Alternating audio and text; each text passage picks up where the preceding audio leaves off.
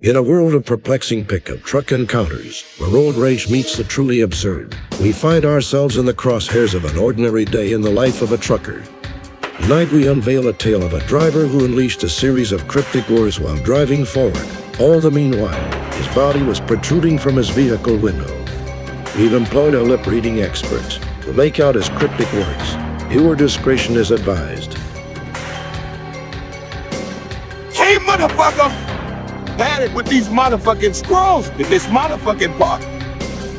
Enough is enough! I have had it with these Monday through Friday motherfuckers on this Monday through Friday freeway ride. I know for a fact someone shit in my back seat.